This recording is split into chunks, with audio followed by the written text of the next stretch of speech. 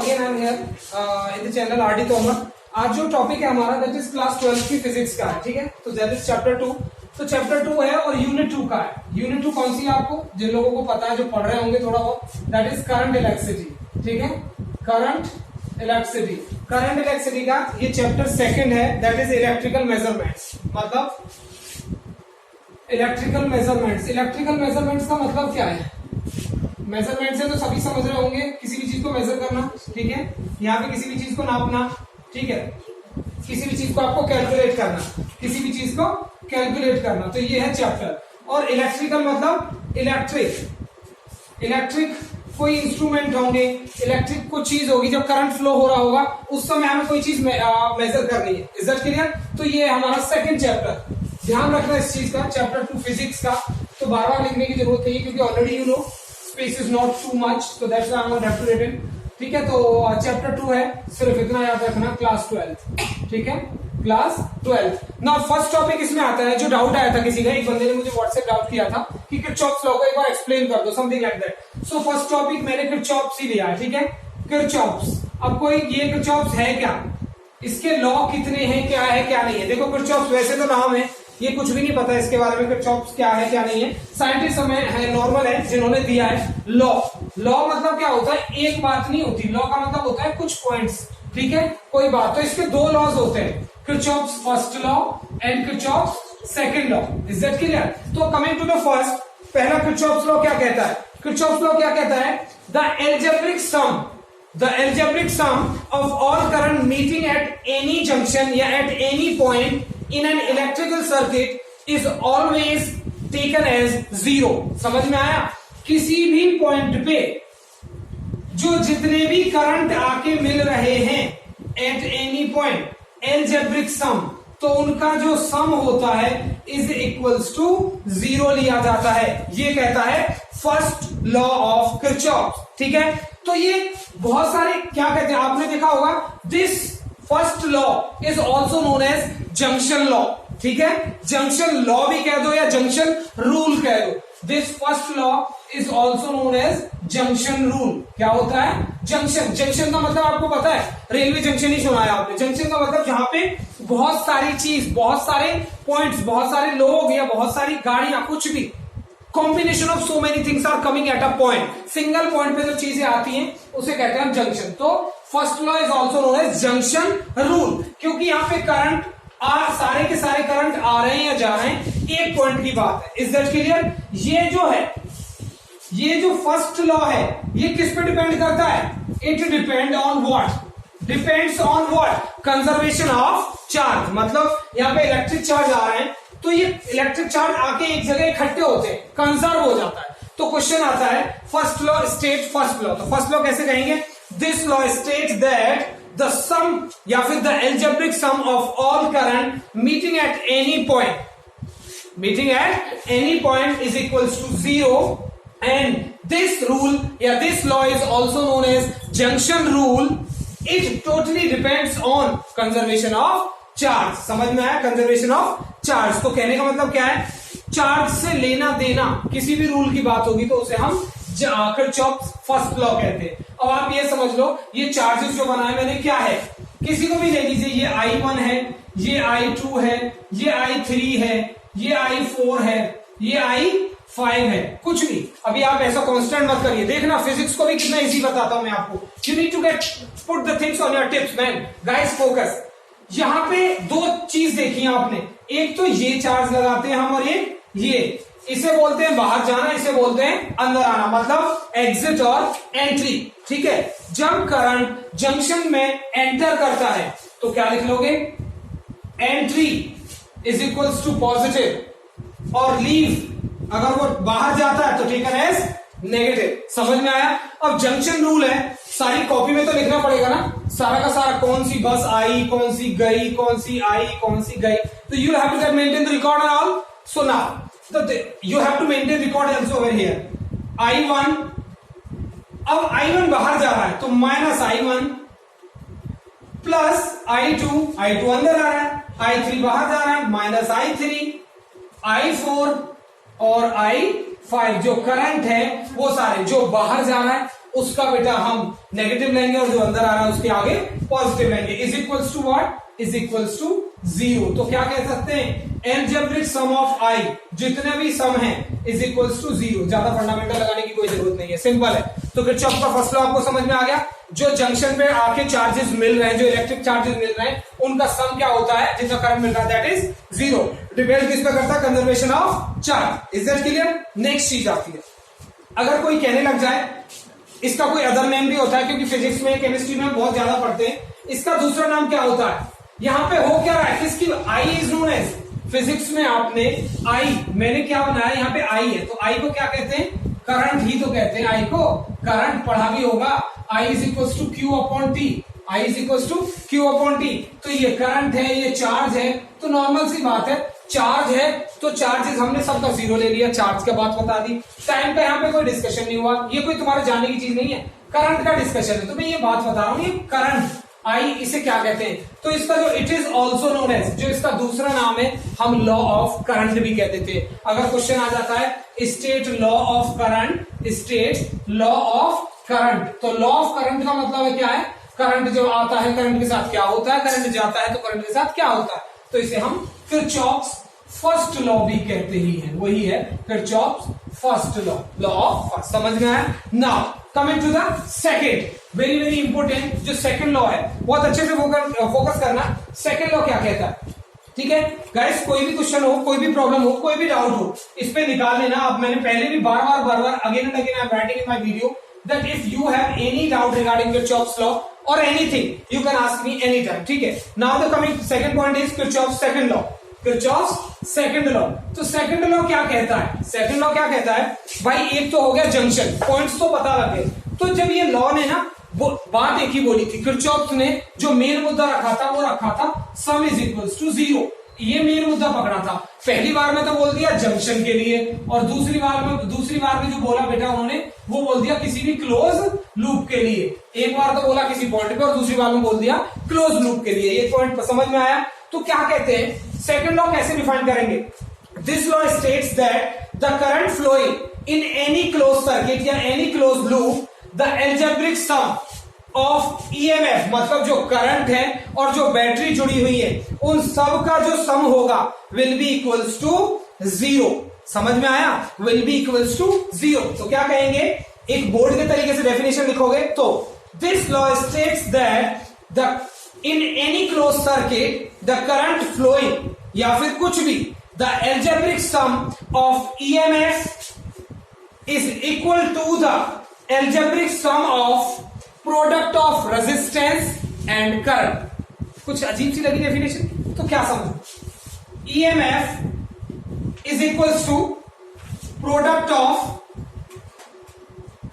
Resistance and current. समझ में आया? ये होता है क्लोज लूप के अंदर, ये कहा था किरचॉफ सेकंड लॉ ने। अब आप ये कहोगे 0, तो 0 का इन्होंने क्या कहा था? ये कोई क्लोज लूप बना लिया, चाहे इसमें बैटरी आ रही है, बैटरी ईएमएफ बोल देते हैं बैटरी, चाहे इसमें रेजिस्टेंस आ रहा है और चाहे इसमें करंट आ रहा है, इन सब का जब सम करेंगे तो विल बी टेकन एज 0। समझ में आया?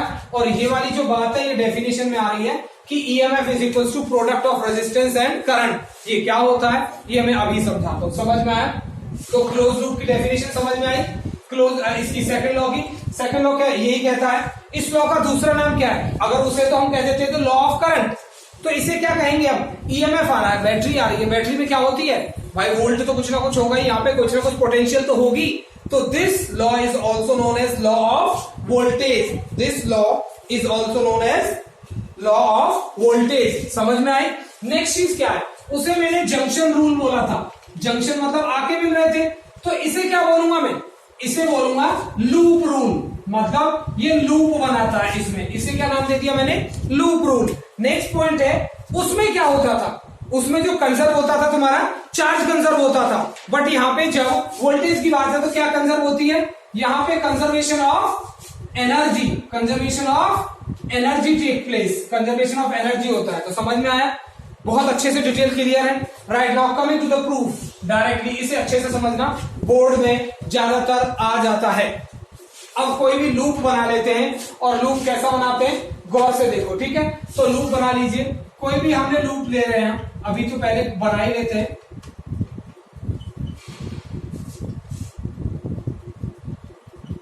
ये रेजिस्टेंस है जो मैं कनेक्शन में जोड़ रहा हूं एक प्रॉपर तरीके से। आप कैसे भी बना सकते हो, ऐसा कुछ नहीं कि ऐसा ही है। दिस मैंने एनसीईआरटी से आपके नोट्स बनाए तो something like that I am preparing, आप उसकी चिंता मत करना। You guys can make like anything, आप बना नहीं सकते लेकिन बोर्ड में लिख के आओ तो यही बनाना। और बोर्ड में जब भी आपको क्वेश्चन गिवन होगा तो लूप वो कुछ भी गिवन हो सकता है, don't worry for that one, ठीक है।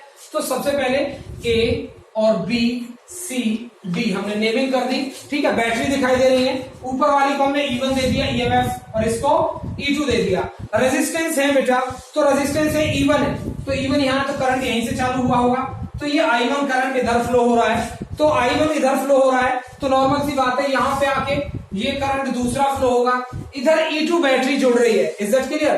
तो E2 भी कोई ना कोई करंट निकालेगी। अब कोई करंट निकाले या ना निकाले उससे मतलब मत रखो, तो कहीं ना कहीं करंट हमने इधर भेज दिया, ऐसे गया ऐसे गया ऐसे गया, ये इधर को आ गया और ये इधर को आ गया। मतलब एक तरीका होता है करंट का, देखो E1 से निकाला मेन बैटरी, इसका यहां से यहां तक इसका टर्मिनल है, इसका कोई काम नहीं है, ये यहां भेजेगा तो भी रुक जाएगा, यहां भेजेगा तो भी रुक जाएगा। इसने भेजा ऐसे ऐसे ऐसे ऐसे ऐसे करंट फ्लो हो गया, is that clear. Current flowed है बच्चे। नाउ अब मैंने I1 I2 I3 I4 कैसे कैसे देने ये दे सकते हैं, ठीक है। अब ये देख लो, ये करंट यहां से यहां गया, यहां से यहां गया, यहां से इधर भी लगा लेते हैं, इधर भी आ रहा है इधर भी गया, ठीक है।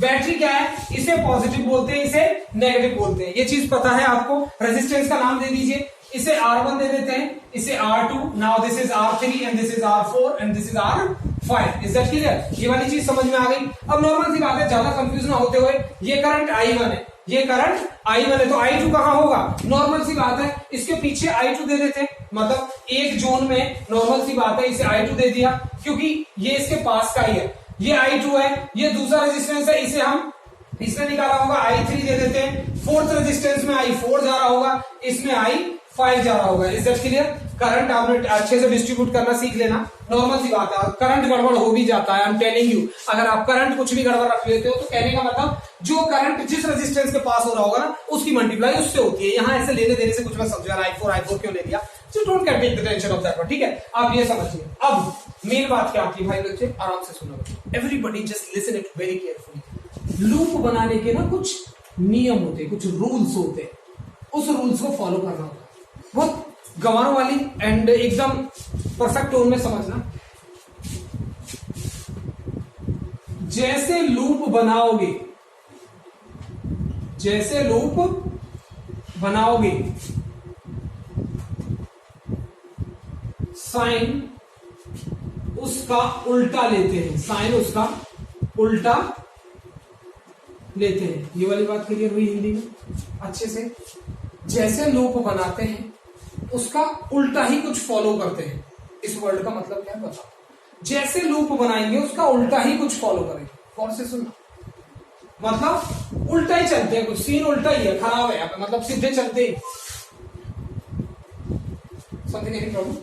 ओके नाउ लुक एट, देखिए अगर मैं लूप बनाता हूं A B C A, loop A B C A, loop बन गया। लूप बनाया मैंने ऐसे, तो अगली चीज याद रखना, जो अगला लूप बनाओगे वो भी एक ही पैटर्न में होना चाहिए। अब इसमें कितने भी लूप बन जाएं पैटर्न यही होगा, ऐसे ही चलेंगे। समझ में आया? लूप का पैटर्न चेंज नहीं कर सकते। अब दो रूल और सीख लो। जब बैटरी में पॉजिटिव से नेगेटिव जाते हैं, पॉजिटिव से नेगेटिव जाते हैं तो उल्टा, मतलब पॉजिटिव से नेगेटिव जा रहे हो तो नेगेटिव लेंगे। समझ में? उल्टे का मतलब यही था। और जब नेगेटिव से पॉजिटिव जाते हैं तो पहले नेगेटिव आ रहा उल्टा ही लेंगे पॉजिटिव, मतलब जो पहले आता है ना उसे ना लेके दूसरा लेते हैं। समझ में आया? पॉजिटिव से नेगेटिव नेगेटिव और नेगेटिव से पॉजिटिव पॉजिटिव। अब क्या है, अब क्या है, हम चल रहे हैं ऐसे और करंट जो फ्लो हो रहा है वो हो रहा है ऐसे।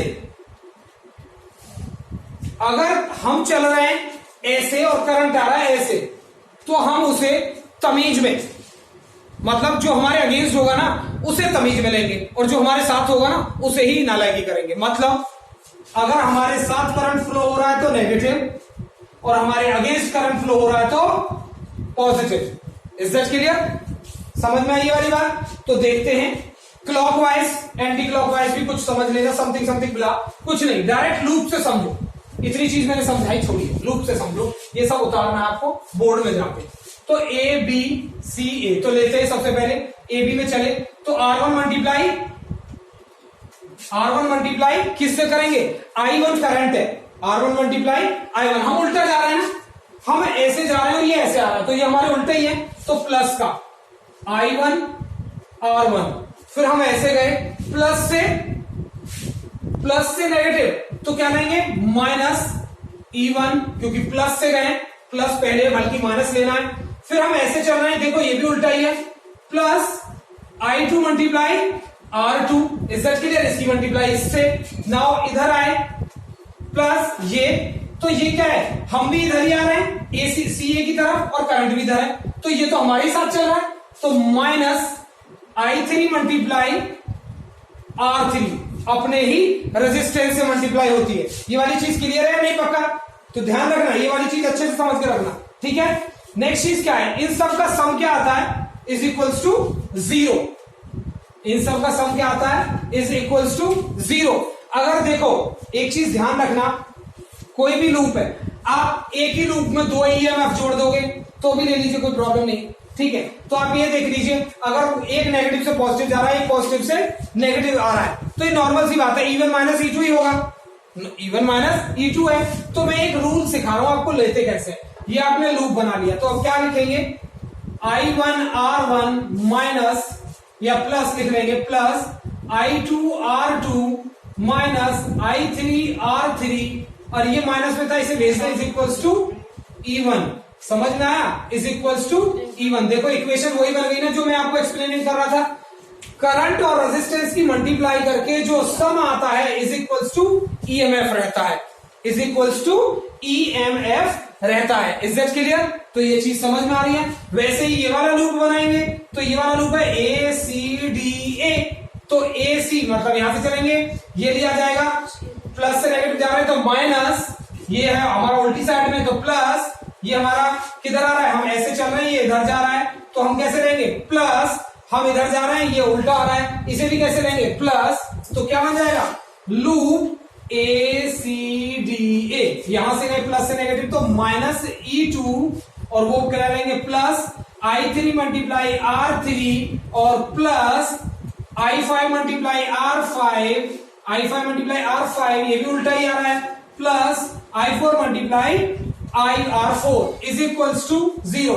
ये फिर से इधर नेगेटिव दिख रहा है, तो इसे इधर भेज देंगे तो पॉजिटिव हो जाएगा, E2, समझ में आया। एक इक्वेशन ये बन गई, एक ये बन गई, E2 माइनस E1, पहली इक्वेशन को दूसरी में से माइनस कर देंगे, टोटल EMF तो यही है। तो आप इस तरीके से लूप बना लोगे जितने भी आप अपने बनाओगे, ठीक है। ABC जो तो पहला लूप बन रहा था, ऐसे ही कितने भी लूप बना सकते हो, ये लूप बनाए, ऐसे भी कितने भी लूप बना सकते हो और उन्हें आप सॉल्व कर सकते हो, समझ में आया। जिसको स्क्रीनशॉट लेना है स्क्रीनशॉट ले लेना बच्चे।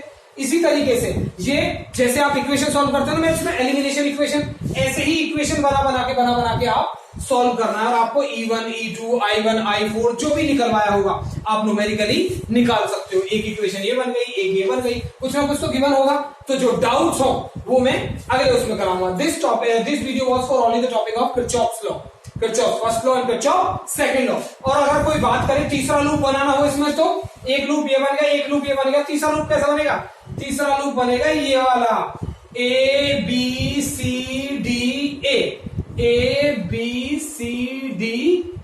इस लूप से भी लेके बाकी सबकी वैल्यू करके कुछ और भी निकाल सकते हो, नहीं निकाल सकते। तो ये चीज याद रखना गाइस, किस तरीके से लूप लेना। If anybody have any type of doubt, please go 9548422737. Okay, so this was the Kirchhoff's topic. Thank you guys, thank you everything. If any doubt is there, just ask me. Sign convention. एक last topic सुन लीजिए, last point है Kirchhoff's law में। कुछ याद नहीं रखना। पहला है जंक्शन, एक पॉइंट पे बहुत सारी चीज आ रहे हैं। हाथ है ना, बहुत सारी चीज आ रहे हैं। हाथ is known as Kirchhoff's first law, समझ में आया। और एक तुम्हारा दोस्त है, हाथ पकड़ लिए, क्लोज लूप बना लिया। दोस्त के साथ लूप बनाना is known as Kirchhoff second law.